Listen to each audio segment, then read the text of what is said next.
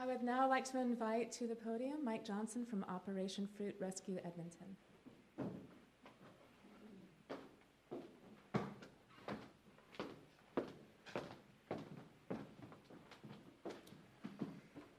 Thanks. So I didn't prepare a formal speech and anything along those lines. So I hope you guys will bear with me as I go through this. I'm going to put a timer on so I kind of like know where I am in regards to time. So then we can look at it. So Operation Fruit Rescue is a non-profit organization that started in 2009. My wife was one of the founding members of the organization. I joined about a year later. Now, it's interesting, the organization grew out of a grassroots movement of just a bunch of people actually gathering for a potluck.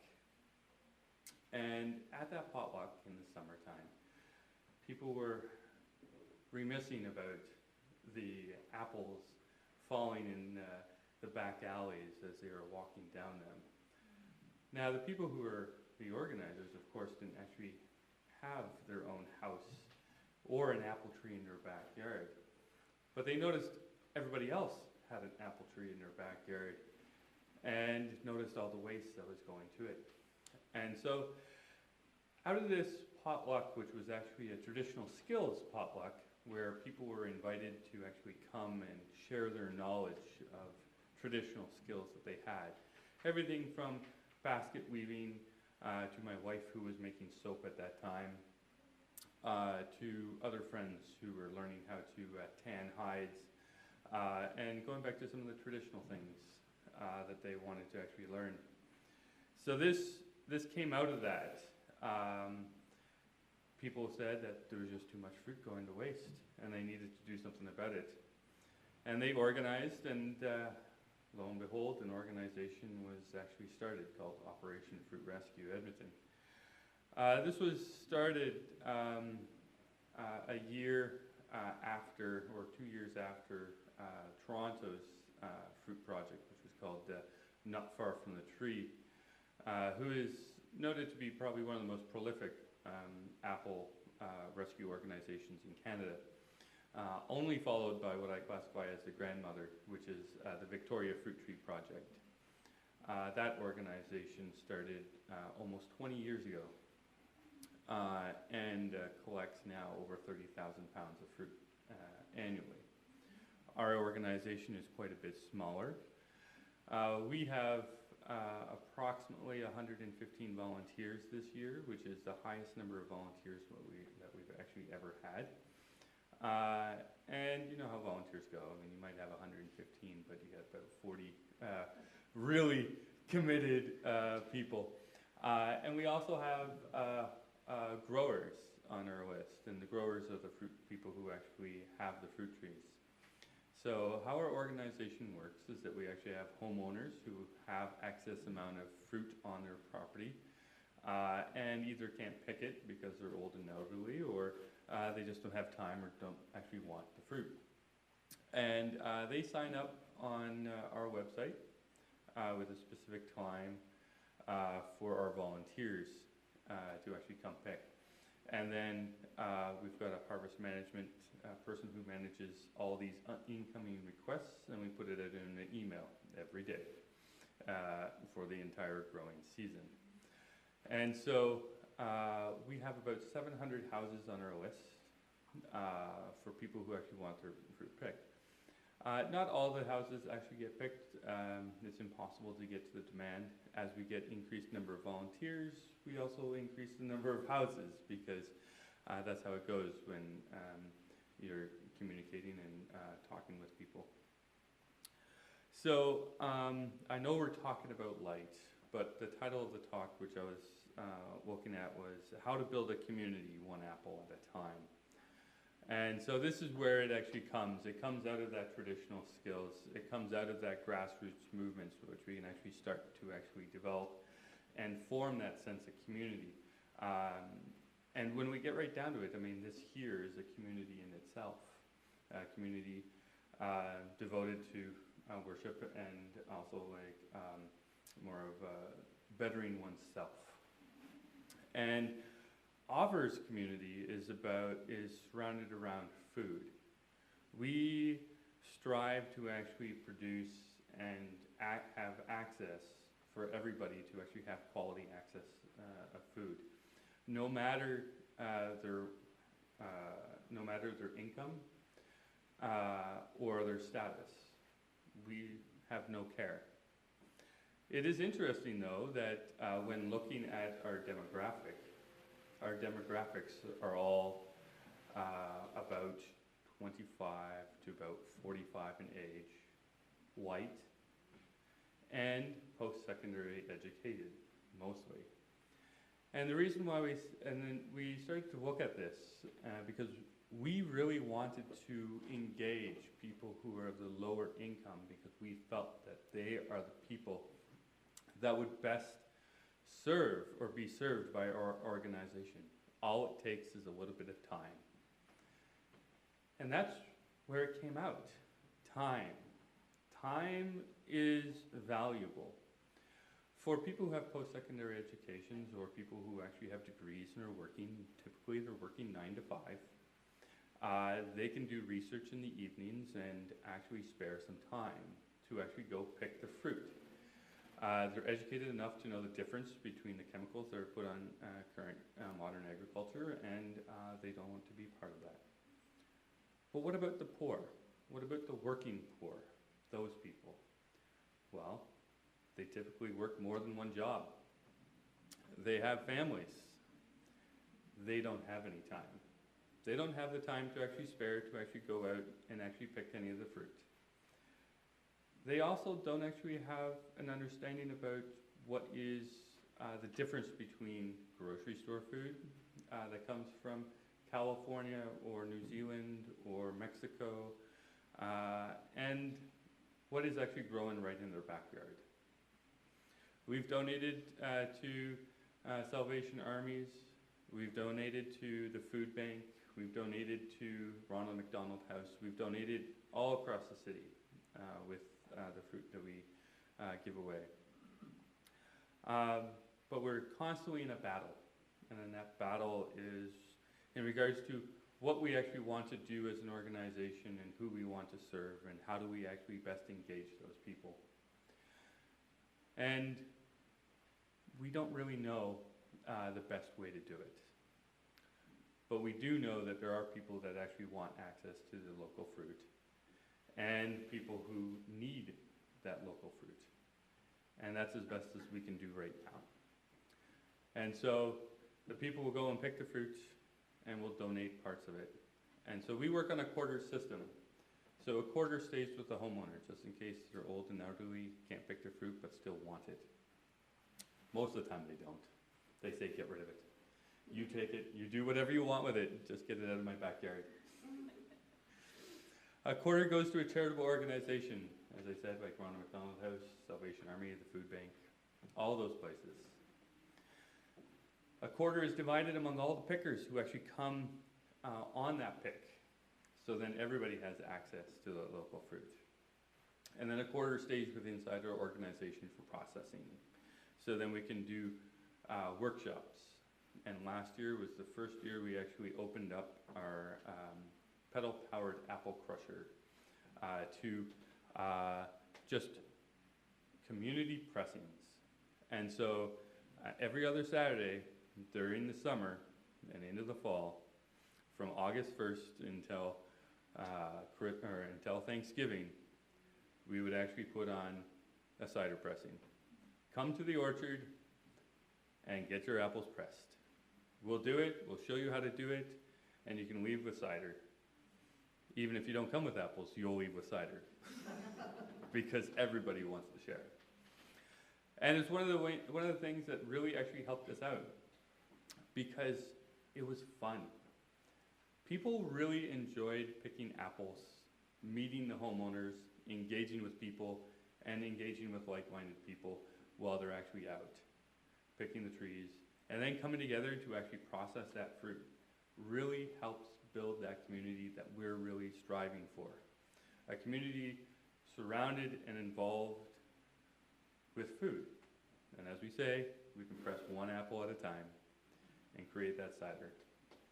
Some people are more engaged in that cider pressing than others because they want a specific taste, like myself, as I've become more of a snob in regards to apple cider and have got my specific apples that I want to press. Now at the same time, we also encourage people to go out and meet their neighbors. We actually had a big problem a couple of years ago when we were actually looking at a new system, because before we actually had was classified as a fruit hero or a fruit captain. That fruit captain would go through our Google spreadsheet, figure out what apple tree they wanted to go to, what neighbor they wanted to go to. They would call up that owner and they would schedule a pick with them. And then they would send out an email to the entire OFRE volunteer base asking, who wants to come with me on this pick? I have room for like 3 people. And they would be the entire organizers.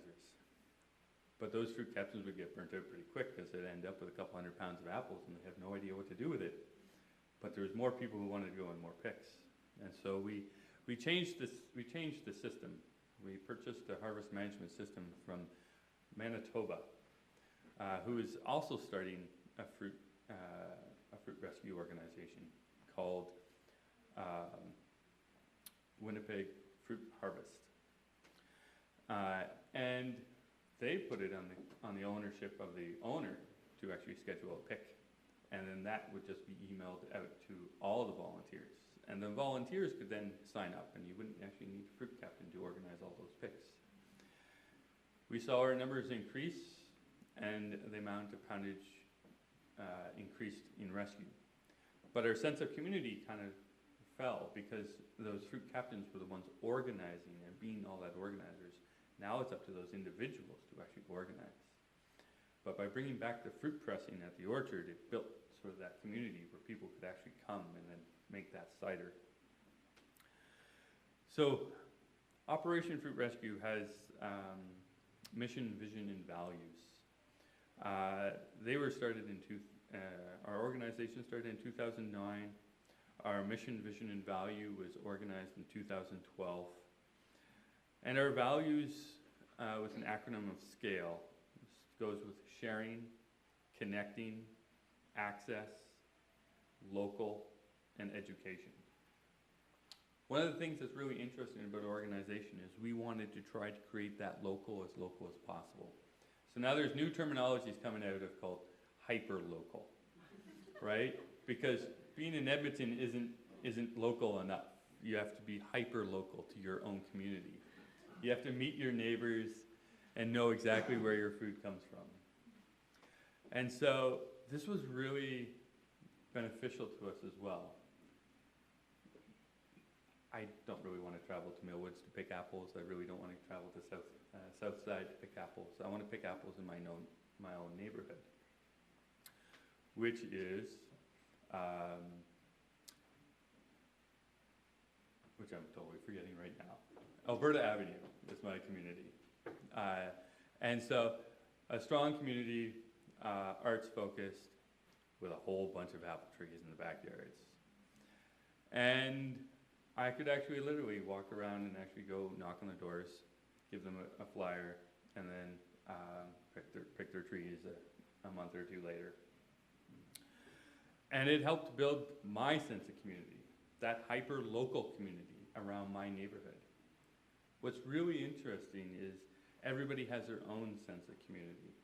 And that community can be in like-minded people who share those interests, but those like-minded interests can also be inside a local community that's already established.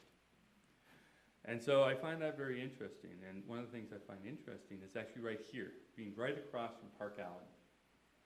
Now, Park Allen is actually near and dear to my heart. Why? Our first apple pressing happened at Park Allen Community League. And it was right over there that we pressed about 2,000 pounds of apples in one afternoon. We purchased a barrel press, and an apple crusher. We found it on Kijiji. It cost us a total of $800. The guy was from Millwoods. He was an old Italian guy.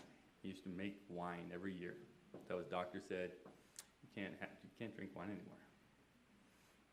It's not good for you. So he sold his barrel press, we bought it, and he came out and showed us exactly how to actually use the barrel press. That transfer of knowledge, bringing it back to the traditional skills and allowing us to then transfer that skills onto anybody else who wants to. And it was just right over there. And so that hyper-locality, and even the locality of here in regards to community, can form spontaneously and whenever we need. And one of the things that we really like to do is celebrate. Celebrate our small wins, celebrate our big wins. Working with communities and working on building those communities is hard work. A lot of the time you feel that you're not being appreciated. A lot of the times you feel that, why should I stop? Or why should I continue? And then you get the smiles. The smiles come here, they come there, they come from every single direction. And it fills your heart. It makes you feel special. And that's really what we want to do. We want everybody to feel welcome and to share what they actually have to offer. Operation Fruit Rescue tries to do that with those values of food and those values of connecting, sharing, providing access to people who don't have access, being as local as we possibly can and educating people on everything that we actually know, which isn't that much. So we've got what we do up through here. This is another one of our banners. You guys are the first ones to actually ever see these. They were created this year so we could actually do presentations and spread our knowledge.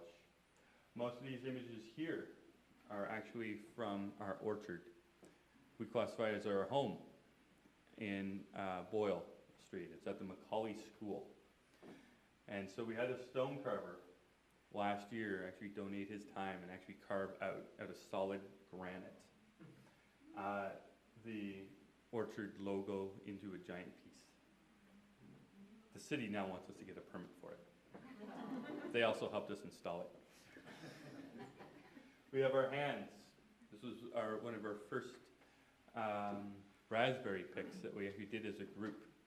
This guy, his entire backyard was a raspberry forest. It was amazing. And this was the first year we actually started our orchard. We had everybody helping out, from the big to the small, and everybody in between. We plant as much as we can, try to create that as our teaching orchard so we can actually engage people. So people who want to know more about fruit and food can come join. We picked anything and everything that actually grows inside the city.